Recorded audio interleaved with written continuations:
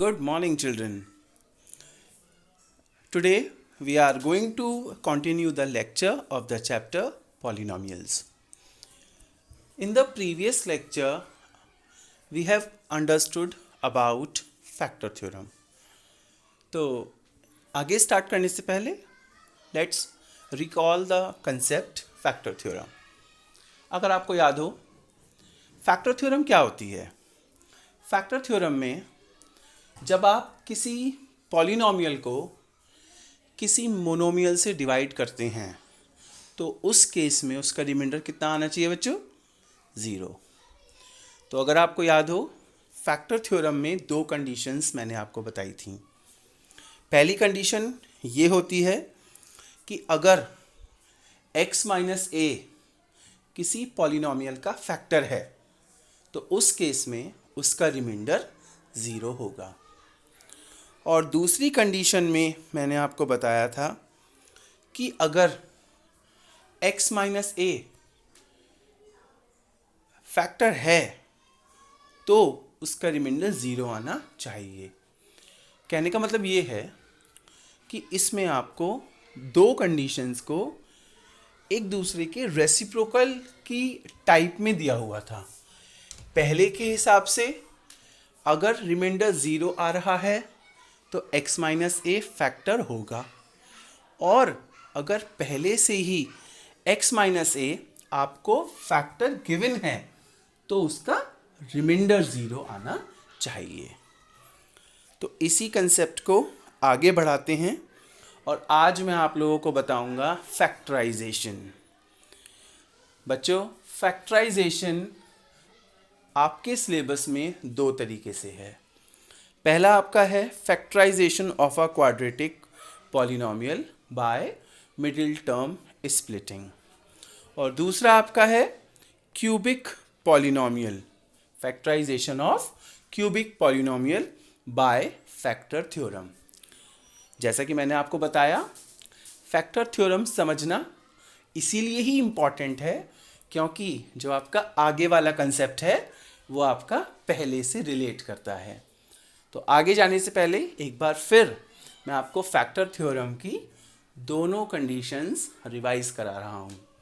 पहली कंडीशन क्या कहती है बेटा कि अगर आपका रिमाइंडर 0 आता है तो x माइनस ए फैक्टर होगा, और अगर आपका x माइनस ए फैक्टर है तो आपका रिमाइंडर 0 आना चाहिए. Let's come to the question factorize by using middle term splittation. आपके पास बेटा एक पॉलिनोमियल गिवन है 12x square minus 7x plus 1. हम इसको मिडिल टर्म से फैक्टराइज करने जा रहे हैं. बेटा इस चीज़ में आपको एक बहुत इम्पॉर्टेंट बात ध्यान रखनी है, और वो बात क्या है. जैसा कि हमें गिवन है कि हमारे पास हमारा पॉलिनोमियल है 12x square minus 7x plus 1, right. इसमें यह आपका क्वाड्रेटिक पॉलिनोमियल है. क्वाड्रेटिक पॉलिनोमियल क्यों है? क्योंकि बेटा इसकी जो डिग्री है हाईएस्ट पावर x की वो कितनी है? 2 है. और जब किसी वेरिएबल की हाईएस्ट पावर 2 होती है तो वो क्या कहलाता है? Quadratic polynomial. तो इसको स्टार्ट करते हैं. जैसे कि आप देख रहे हैं इसमें बेटा 3 टर्म्स हैं. फर्स्ट टर्म है 12x स्क्वायर, सेकेंड टर्म है 7x, और थर्ड टर्म है आपके पास 1.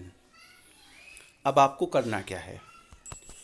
फर्स्ट ऑफ ऑल मल्टीप्लाई कीजिए फर्स्ट और लास्ट टर्म की, मतलब 12 into 1 is equal to 12, right.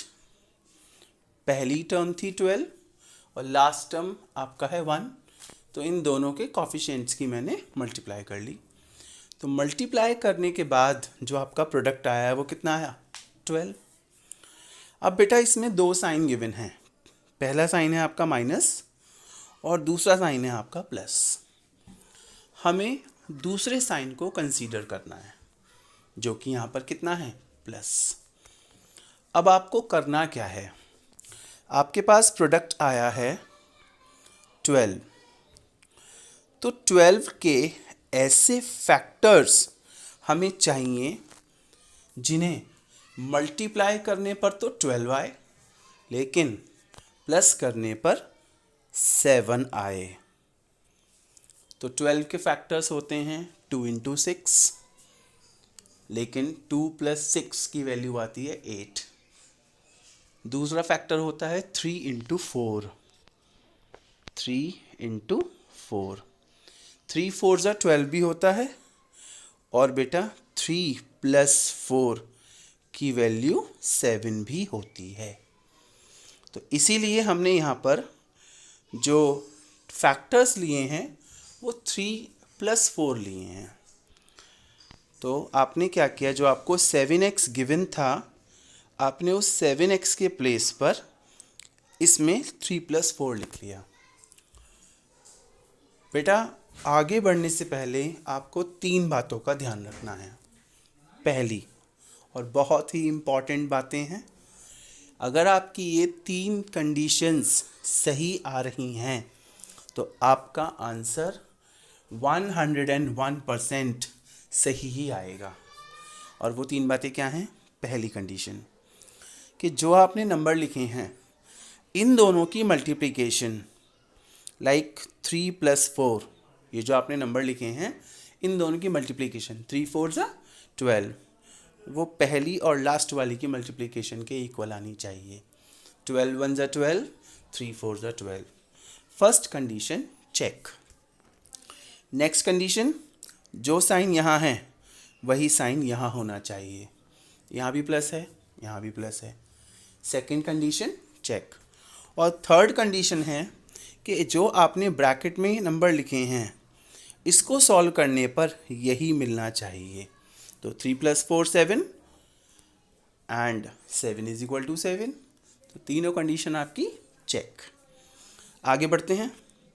Now आपने इस ब्रैकेट को सॉल्व किया और सॉल्व करने के बाद वैल्यू आई 12x² minus 3x plus minus minus 4x plus 1। अब आपके पास पेयर्स बन गए हैं। पहला पेयर है 12x² और माइनस 3x का, और सेकंड पेयर है 4x और 1 का। अब यहाँ से तो क्वेश्चन बहुत सिंपल हो गया।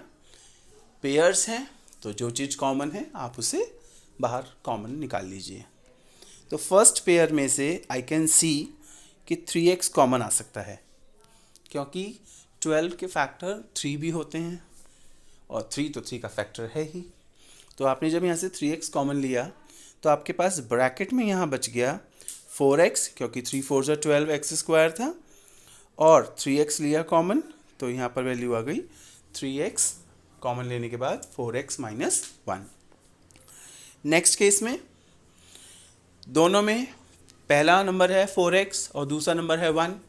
देखा जाए तो कोई भी चीज़ कॉमन नहीं है, लेकिन 1 कॉमन है बिकॉज 1 सबका फैक्टर होता है।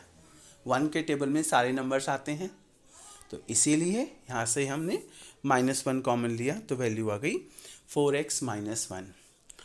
अब इस स्टेप में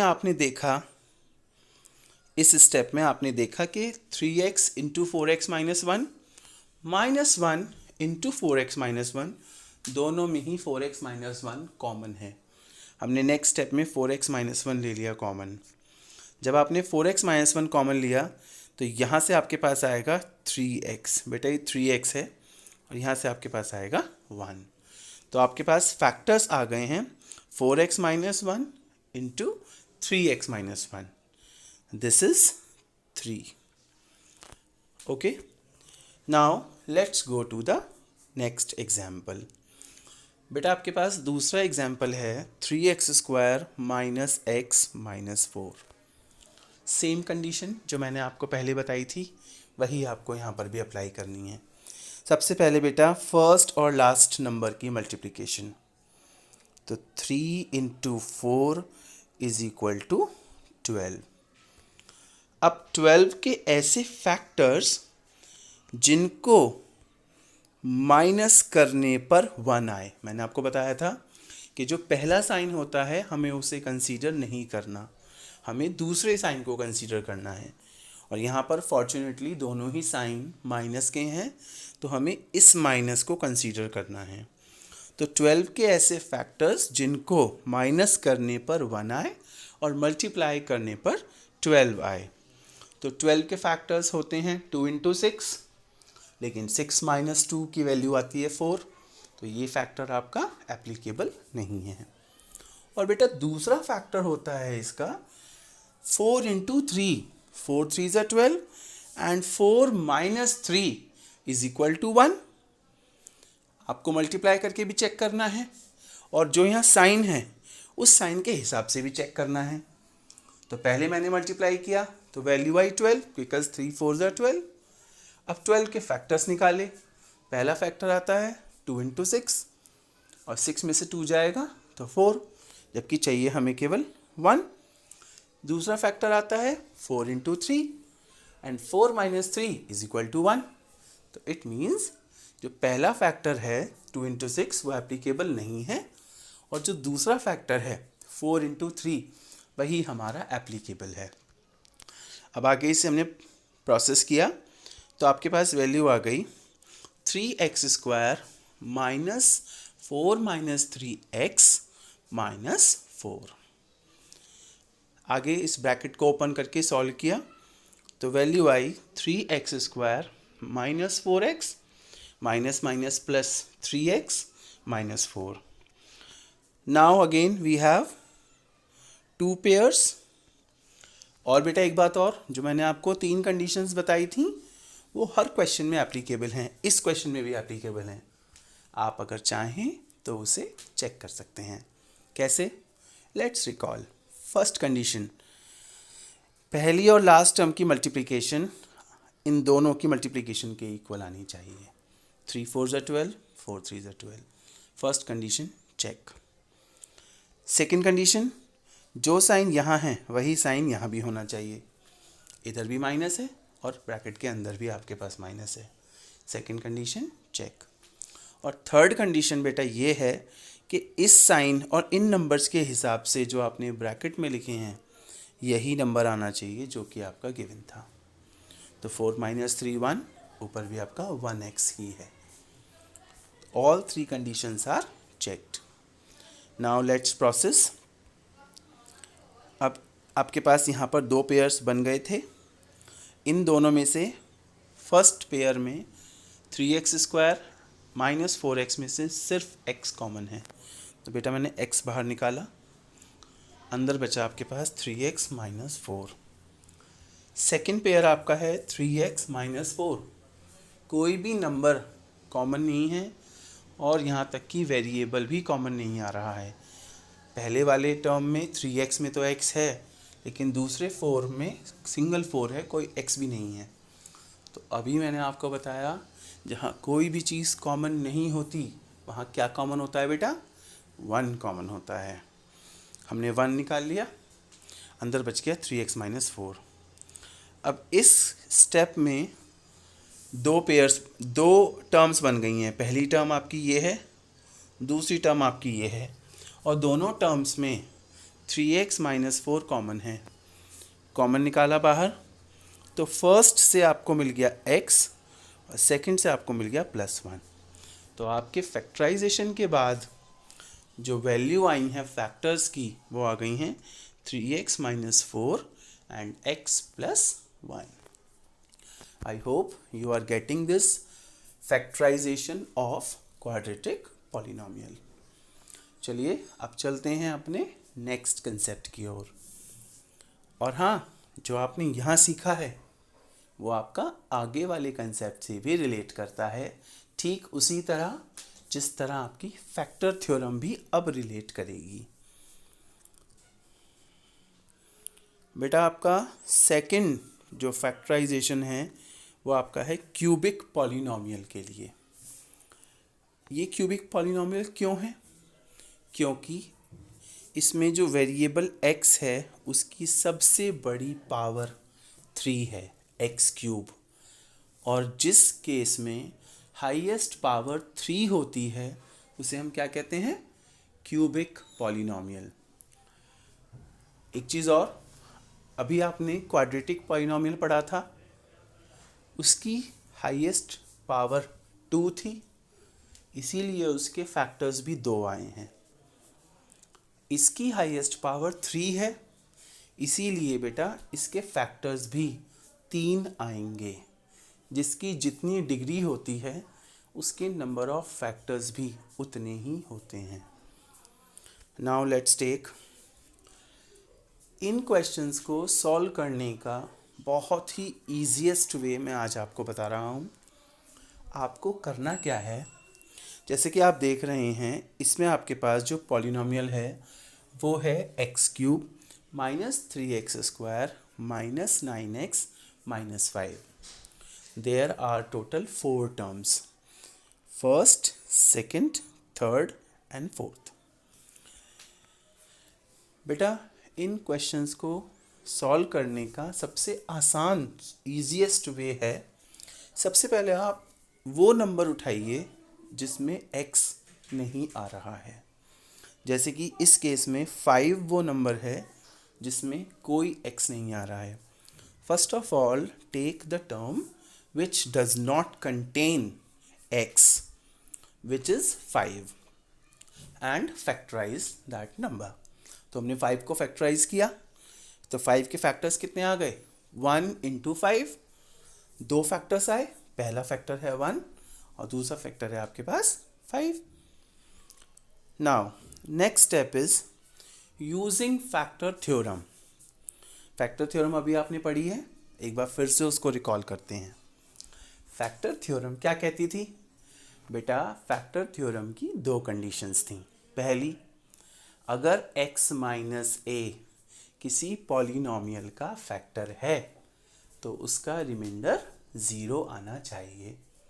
और दूसरी कंडीशन थी कि अगर किसी पॉलिनॉमियल को डिवाइड करने पर रिमाइंडर 0 आता है तो वो मोनोमियल उसका फैक्टर कहलाएगा।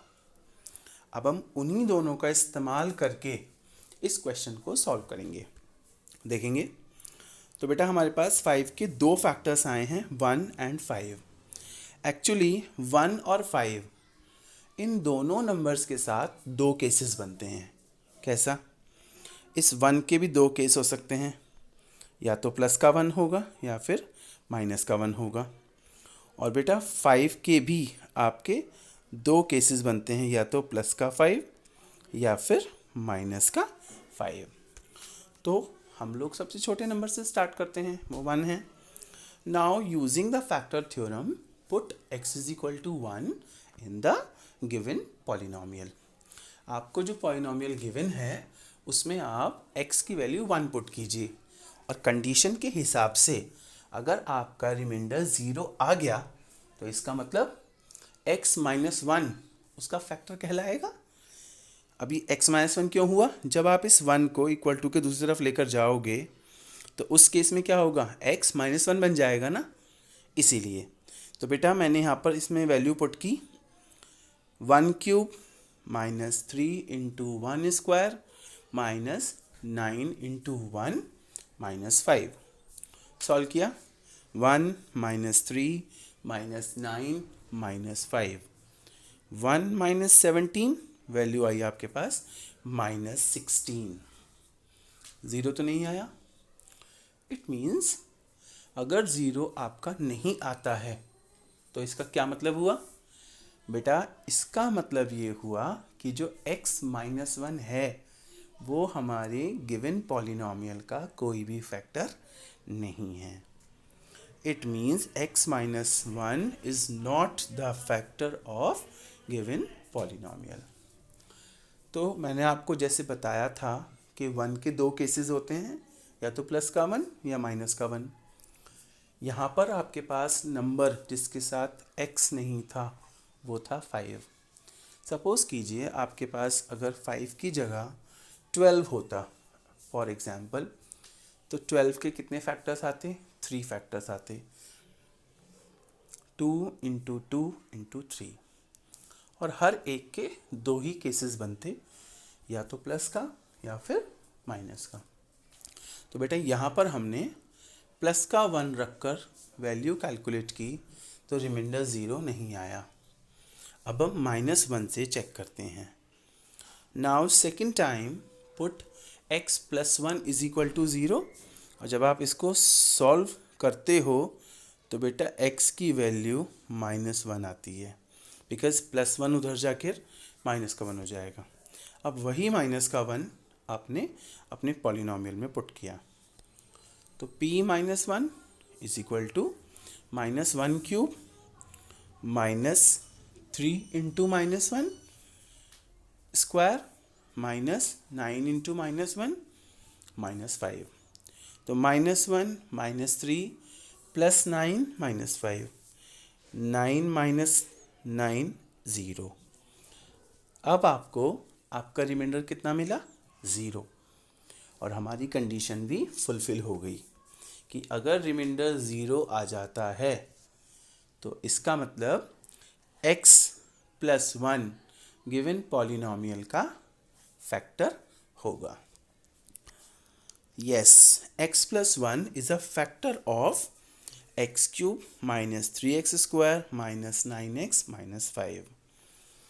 अब बेटा यहाँ से आपको बहुत ध्यान से इस क्वेश्चन को समझना है। एक बार जब आपने ये चीज़ कैलकुलेट कर ली कि कौन सा नंबर गिवन पॉलिनॉमियल का फैक्टर है, अब आपको उसी नंबर से अपने पॉलिनॉमियल को डिवाइड करना है, और इसका डिवीजन बहुत आसान है, देखेंगे। Here the divisor is x + 1, dividend जो कि आपका पॉलिनॉमियल था x³ - 3x² - 9x - 5। अब इसकी कैसे डिवाइड करेंगे? बेटा जो आपका डिविडेंड है उसका फर्स्ट टर्म है x³, और जो आपका डिवाइज़र है उसकी फर्स्ट टर्म है x। यहाँ पर पहली जो नंबर है उसमें हाईएस्ट पावर है 3 डिविडेंड की, और यहाँ पर हाईएस्ट पावर है 1। तो 1 को 3 बनाने के लिए मुझे कितना ऐड करना पड़ेगा? 2। दैट्स वाई मैंने x² से मल्टीप्लाई किया। अब एक बात का आप ध्यान रखिएगा कि जो भी नंबर आप यहाँ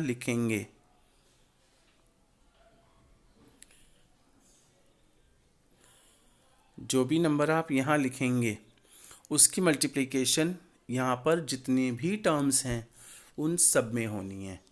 x² × x, x³,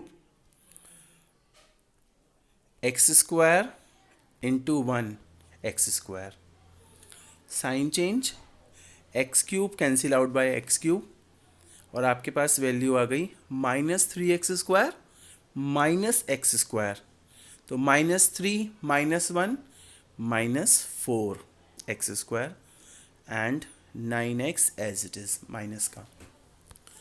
same condition जो मैंने अभी बताई उसे वापस से रिपीट करिए। यहाँ पर आपके पास वैल्यू है -4 और x², 2 पावर्स, और यहाँ पर जो आपके पास वैल्यू है वो है सिर्फ x। तो सबसे पहले x को अगर x² बनाना हो तो मल्टीप्लाई करनी पड़ेगी x से। दूसरी चीज़, x को अगर -4x² बनाना हो तो मल्टीप्लाई करनी पड़ेगी -4 से भी, और उसके बाद जो भी नंबर आपने यहाँ लिखा है उन सब की मल्टीप्लिकेशन इन सब में होनी है। तो -4 × x, -4x² -4 × 1 -4x। Sign change कैसे? जो पॉजिटिव हैं वो नेगेटिव हो जाएंगे और जो नेगेटिव हैं वो पॉजिटिव हो जाएंगे।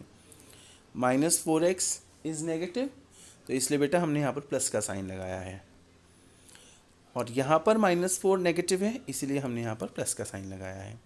तो -4x + 4x², दोनों एक जैसे हैं, ऑपोजिट साइन के हैं, कैंसिल आउट। अब देखेंगे -9 + 4, जो नया साइन आया है अब उसको कंसीडर करना है। तो -9 + 4 माइनस का 5, और उसके बाद बेटा ये वाला -5 आगे कॉपी कर लिया। अब आपके पास वैल्यू है -5 x -5, यहाँ भी x है और यहाँ भी x है, तो इसका मतलब वेरिएबल की मल्टीप्लाई करने की ज़रूरत नहीं है। लेकिन यहाँ पर आपका -5x है और यहाँ पर आपका सिंपल x है, तो किसकी मल्टीप्लिकेशन होगी? -5 की। Very good. तो -5 into x, -5 into x -5x, -5 into 1 -5। Again sign change, opposite sign, minus है तो प्लस, प्लस है तो माइनस। यहाँ दोनों ही माइनस के हैं तो दोनों प्लस और दोनों आपस में कैंसिल आउट, वैल्यू आ गई आपके पास 0। अब आपके पास बेटा जो क्वेश्चन आया है वो क्वेश्चन है x² -4x -5। मैंने आपको बताया था कि जिसकी जितनी डिग्री होती है उसके उतने ही फैक्टर्स होते हैं, करेक्ट। अब इसकी डिग्री थी 3, एक फैक्टर ऑलरेडी आप कैलकुलेट कर चुके हो x+1। बचे हुए 2 फैक्टर्स कहाँ से आएंगे बेटा? वो हमारे आएंगे इस क्वाड्रेटिक पॉलिनॉमियल को फैक्टराइज करने के बाद। और इस क्वाड्रेटिक पॉलिनॉमियल का फैक्टराइज हमने अभी अभी सीखा था। चलिए अब इसका फैक्टराइजेशन भी करते हैं। वही 3 बातें जो मैंने आपको बताई थी। सबसे पहले पहले और लास्ट वाले नंबर की मल्टीप्लिकेशन कर लेंगे। तो 1 × 5 = 5। 5 के ऐसे फैक्टर्स जिनको माइनस करने पर 4 आए, और 5 के तो केवल 2 ही फैक्टर्स होते हैं, 1 × 5 या फिर 5 × 1। तो 5 × 1, 5 - 1 4, 5 × 1 5। तो बेटा इस 4 के प्लेस पर मैंने वैल्यू पुट कर दी 5 - 1। अब वही 3 बातें वापस से रिकॉल करते हैं। पहला पॉइंट, फर्स्ट और लास्ट की मल्टीप्लिकेशन इन दोनों नंबर की मल्टीप्लिकेशन के इक्वल होनी चाहिए। 1 × 5 5, 5 × 1 5। सेकेंड पॉइंट, जो साइन यहाँ है वही साइन आपका अंदर होना चाहिए। बाहर भी माइनस है, अंदर भी माइनस है, चेक। थर्ड पॉइंट, जो भी आपने यहाँ पर लिखा है उसे सॉल्व करके ये बीच की टर्म ही आपकी आनी चाहिए। तो 5 - 1 4 और आपका 4। इसको सॉल्व किया तो x² -5x + x -5, bracket open करेंगे। सेम, अब आपके पास पेयर्स बन गए हैं 2, x² -5x और x -5। फर्स्ट केस में x कॉमन है तो अंदर बचेगा आपके पास x -5। सेकेंड केस में मैंने आपको बताया था जहाँ कोई भी नंबर कॉमन नहीं होता वहाँ पर 1 कॉमन होता है। तो x और 5 में से 1 बाहर कॉमन, अंदर बच गया x -5। अब बेटा 2 टर्म्स बन गई और इन दोनों ही टर्म्स में से x -5 आपका कॉमन है, वो आपने बाहर निकाला। तो फर्स्ट टर्म से आपके पास बचा x और सेकंड टर्म से आपके पास बचा 1। इसके फैक्टराइज करने के बाद फैक्टर्स आए x -5 × x + 1। So we can conclude that x³ - 3x² - 9x -5 = x + 1 × x -5 × x + 1. 3 factors are there because degree was 3. बेटा exercise is also attached, कुछ क्वेश्चंस उसमें दिए हुए हैं। इन्हीं दोनों कंसेप्ट पे बेस्ड क्वेश्चन हैं, आपको ये क्वेश्चन सॉल्व करने हैं। अगर आपको कोई प्रॉब्लम आती है तो आपके टीचर्स हमेशा आपकी हेल्प के लिए अवेलेबल हैं। Try these questions and if you are facing any difficulty please ask. I can promise you that your teachers will welcome you all with the open heart. Thank you, class. Thank you so much. Have a nice day.